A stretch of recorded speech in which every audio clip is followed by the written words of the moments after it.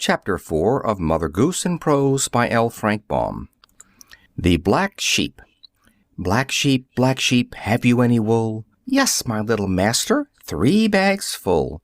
1 for my master, and 1 for his dame, and 1 for the little boy that lives in the lane.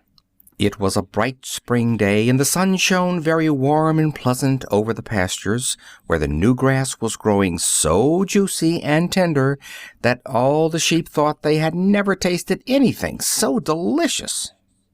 The sheep had had a strange experience that morning, for the farmer had taken them down to the brook and washed them, and then he tied their legs together and laid them on the grass and clipped all the heavy, soft wool from their bodies with a great pair of shears.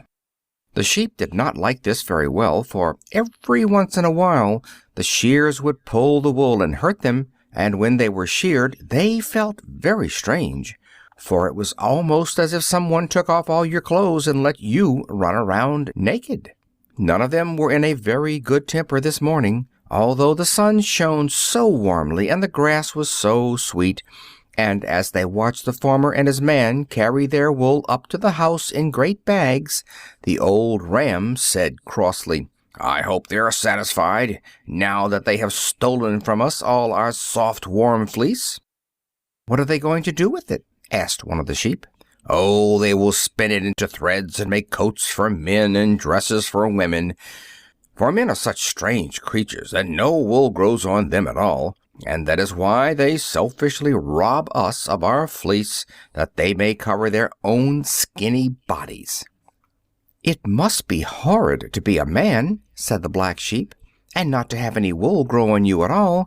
I'm sorry for that little boy that lives in the lane, for he will never be able to keep warm unless we give him some of our wool." "But what a shame it is," continued the ram, "for the farmer to steal all the wool from us when we have taken all the trouble to grow it." "I don't mind," bleated a young lamb named Frisky, as it kicked up its heels and gamboled about upon the grass. "It's nice to have all that heavy wool cut off my back, for I shan't have to carry it around everywhere I go."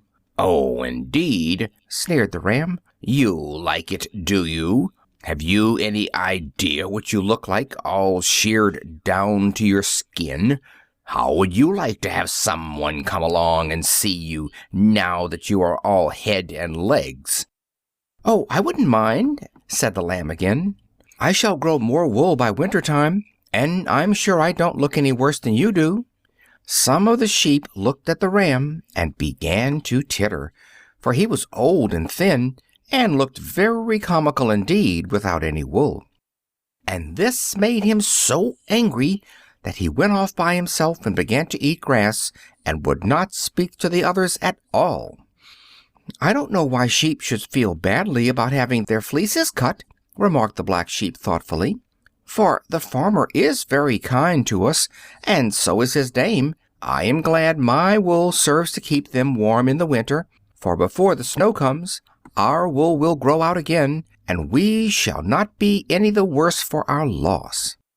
"What do those people who haven't any sheep do for clothes?" asked the lamb. "I'm sure I don't know. They must nearly freeze in the winter. Perhaps the ram can tell us." But the ram was still angry and refused to say anything, so the sheep stopped talking and began to scatter over the pasture and eat the tender new grass. By and by the black sheep wandered near the lane, and looking up, saw the little boy watching it through the bars. "Good morning, Black Sheep," said the boy. "Why do you look so funny this morning?" "They have cut off my wool," answered the sheep. "What will they do with it, Black Sheep?" inquired the boy. "They will make coats of it to keep themselves warm." "I wish I had some wool," said the boy, "for I need a new coat very badly, and Mamma is so poor she cannot buy me one." "That is too bad," replied the black sheep, "but I shall have more wool by and by, and then I will give you a bag full to make a new coat from." "Will you really?" asked the boy, looking very much pleased. "Indeed I will," answered the sheep, "for you are always kind and have a pleasant word for me. So you watch until my wool grows again, and then you shall have your share of it." "Oh, thank you," said the boy, and he ran away to tell his mother what the Black Sheep had said. When the farmer came into the field again, the Black Sheep said to him, "Master, how many bags of wool did you cut from my back?" "2 bags full," replied the farmer, "and it was very nice wool indeed." "If I grow 3 bags full the next time, may I have 1 bag for myself?" asked the sheep. "Why, what could you do with a bag of wool?" questioned the farmer. "I want to give it to the little boy that lives in the lane. He is very poor and needs a new coat." "Very well," answered the master. "If you can grow 3 bags full, I will give 1 to the little boy." So the Black Sheep began to grow wool, and tried in every way to grow the finest and heaviest fleece in all the flock.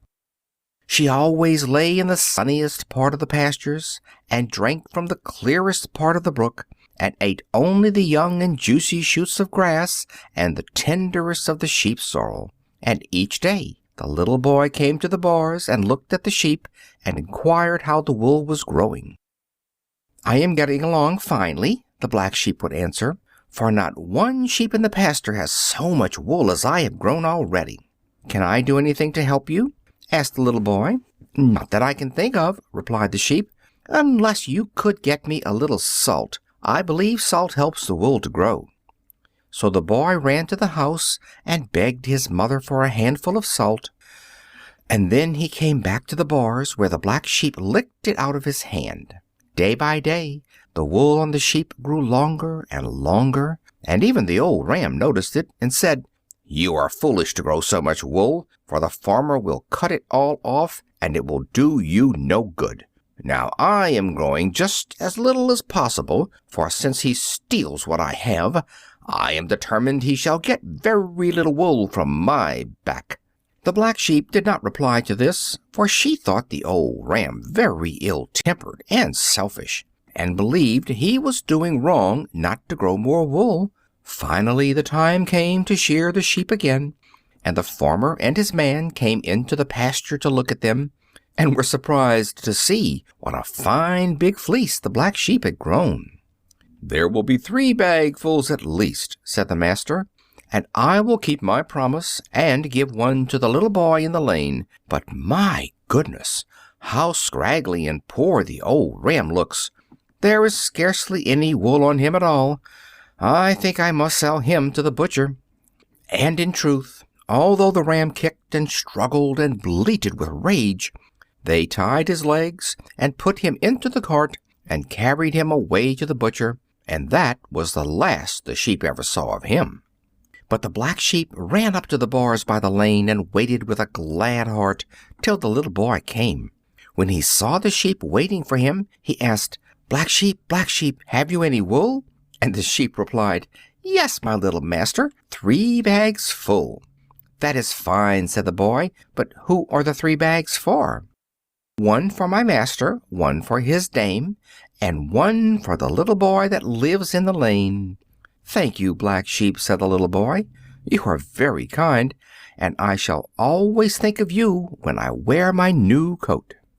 The next day the sheep were all sheared, and the Black Sheep's fleece made 3 big bags full. The farmer kept his promise and carried 1 bag to the little boy that lived in the lane, and the wool was so soft and so heavy that there was enough not only for the new coat, but to make his mother a warm dress as well.